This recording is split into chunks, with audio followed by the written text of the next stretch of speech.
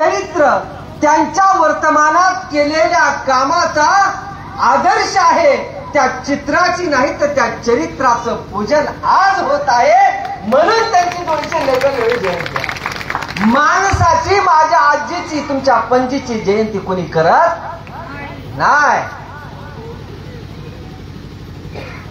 त्या महापुरुषांच्या जीवन जगण्यातल्या ज्या पैलू आहेत, ज्या जीवन जगण्यातले जे मार्ग आहेत, ते आज स्वीकारावेत म्हणून जयंती आहे. जयंती यासाठी आहे. मी लिंब्याच्या सगळ्या तमाम सिनियर जे आमचे लोक आहेत, आमचे मामा असतील, दादा असतील, टोंपे साहेब असतील, सगळे असतील, सर्वप्रथम सगळ्या युवकांनी त्यांचं टाळ्या वाजून अभिनंदन केलं पाहिजे. यासाठी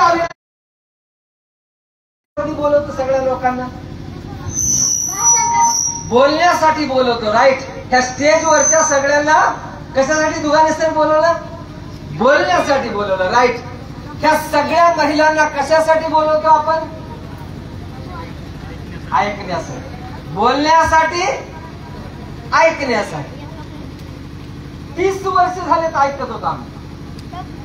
तरी 30व्या वर्षी म्हणजे 299व्या जयंतीला बोलावं लागतं.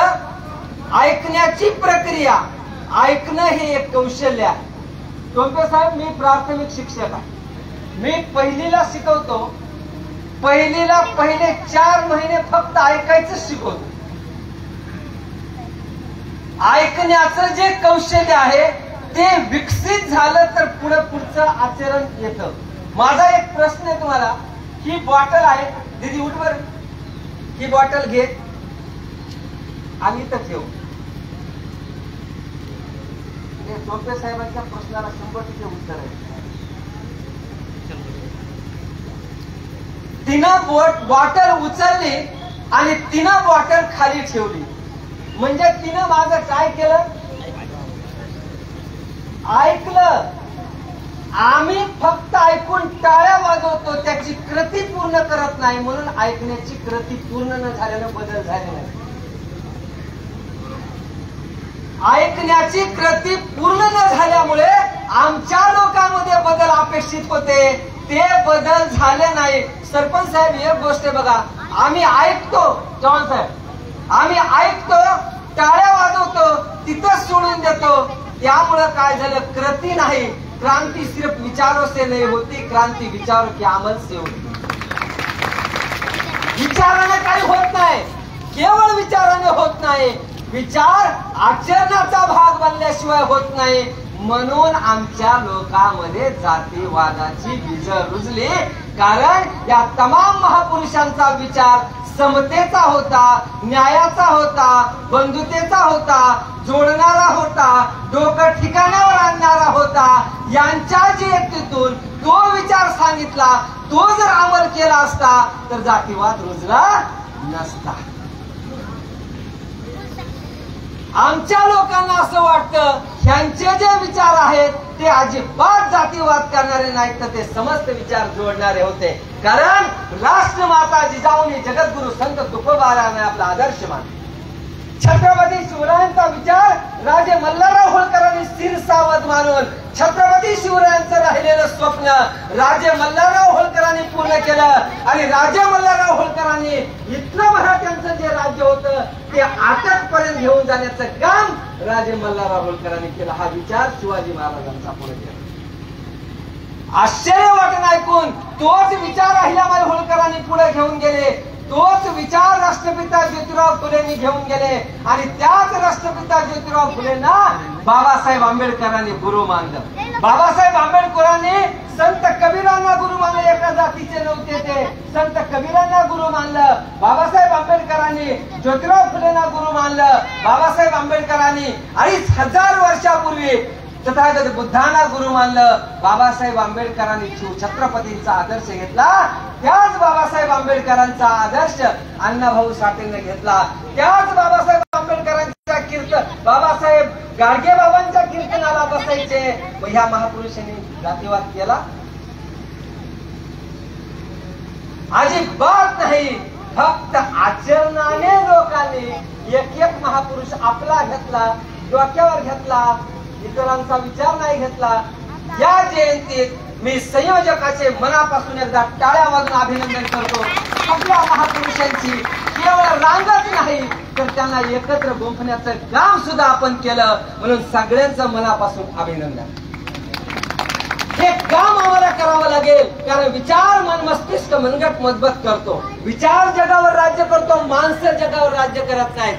जोडणारा विचार असला. मोहम्मद पैगंबर साहेबांचा जो विचार आहे, हातात शेळी घेतली, बकरी ने क्या आहे ती साफ. हजारो पैगंबर साहेबांनी हजारो आपले अनुयायी तयार केले आणि समता न्याय बंधुतेचा विचार लोकांना दिला. ही सगळी माणसं आहेत. मी म्हणत होतो ऐकण्याची क्रिया कधी पूर्ण होईल. गुणवंत विद्यार्थ्यांचं एकदा टाळ्या वाजून स्वागत आहे. जे गुणवंत आहेत त्यांनी नेमकं काय केलं? यश कशाला म्हणतात? यश त्या गोष्टीला म्हणतात, आपले आई वडील, आपला समाज, आपले लोक जेव्हा मनापासून असं म्हणतील, माझ्या लेकरांनी आज माझं नाव कमवलं, त्याला म्हणतात यश. यश यश कशाला म्हणतात? यशाच्या पायऱ्या, यश आणि जगात प्रयत्नाला किंमत नाही.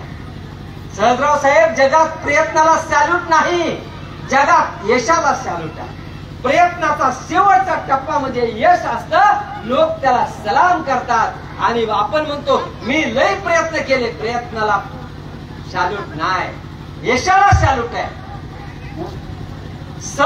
कुणी किती काम केलं त्याला महत्व नाही, आम्ही किती यशस्वी झालो त्याला फार महत्व. यशस्वी होण्यासाठी जयंती आहे. जयंती केवळ आणि केवळ महापुरुषांचा जय जयकार करण्यासाठी जयंती नाही. मी पिंगळे साहेबांचं मनापासून या तरुणाचं अभिनंदन यासाठी करतो की इतिहास मांडावा आणि तो इतिहासातले छोटे छोटे पैलू तयार करावेत. आज लिंबा या गावामध्ये तुम्ही नदीच्या काठावरती जर गेलात, गोदावरीच्या, तिथं घाट बांधलेला आहे. घाट बांधलेला या ठिकाणी. ते घाटाच्या बाजूला बारव सुद्धा मला वाटतं आहे. बारव इथं ही बारवाची जी संकल्पना आहे, घाटाची जी बांधणी आहे, ती सम्राट अशोकानंतर लोकमाता अहिल्याबाई होळकर यांची घाट बांधण्याची कल्पना आहे. का बरं घाट बांधावेत?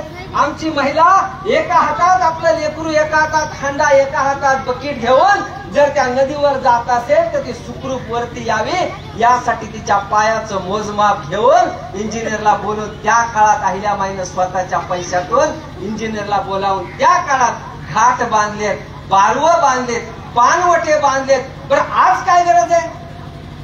आज त्याची काय गरज आहे?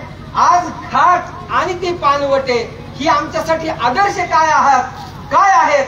तर त्यांचा विचार घेऊन आज आम्हाला काम करायचं. त्या काळात अहिल्याबाईनं लढाई लढताना, अहो तुम्हाला आश्चर्य वाटेल एका का पैलूचं, मला वाटतं त्यांनी न सांगितलेल्या 2-3 गोष्टी सांगून मी थांबणार आहे सरपंच. अहिल्याबाई होळकरांनी, तुम्हाला आश्चर्य वाटेल ऐकून, अहिल्याबाई होळकरांचे वडील होते महादजी शिंदे. पोरं झाली त्यांना एका पाठोपाठ पोरं.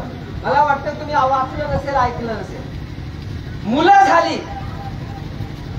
अरे मुलं झाल्यानंतर मुलगी व्हावी. महिलांनी ऐकायचे, पुरुषांनी जास्त ऐकायचे महिलापेक्षा. मुलगी व्हावी यासाठी नवस करणारा जगातला पहिला बाप म्हणजे महादजी शिंदे.